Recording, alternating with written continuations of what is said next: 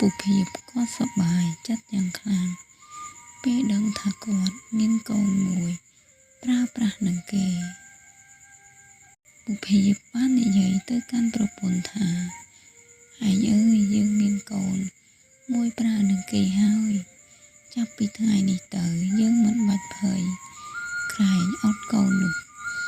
ទៀតទេចំណែកឯមីងអូនវិញគាត់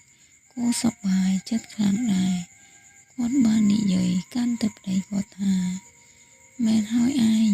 ចាប់ពីថ្ងៃនេះទៅយើងមានកូនមួយប្រើនឹងគេហើយ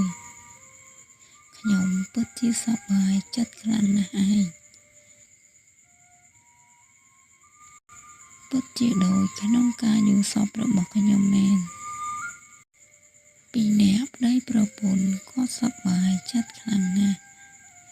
ព្រោះបានកូនមួយនឹងគេតាំងពីថ្ងៃនោះពុភាពថ្នមប្រពន្ធគាត់ណាស់មិនដែលឲ្យប្រពន្ធគាត់ទៅស្រែនោះឡើយឲ្យនៅតែផ្ទះដាំបាយធ្វើម្ហូបតែប៉ុណ្ណោះចំណែកឯពុភាពវិញកម្លាំងមិនដឹងមកពីណាទេធ្វើការអ្វីក៏មិនចេះហត់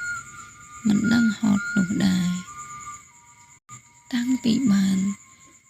មានកូនមកគ្រួសាររបស់គាត់ក៏ចាប់ផ្ដើមរៀងរីកចម្រើនខុសពីធម្មតាមិនថាការងារស្រែឬការងារនេសាទត្រីនោះទេគាត់ធ្វើអ្វីទៅក៏រីកចម្រើនដែរពីអ្នកប្តីប្រពន្ធសប្បាយចិត្តខ្លាំងណាស់ដូច្នេះរឿងនេះសូមស្លេះត្រឹមនេះសិនបងប្អូនបើមានការខុសឆ្គងសូមអភ័យទោសជំរាបលា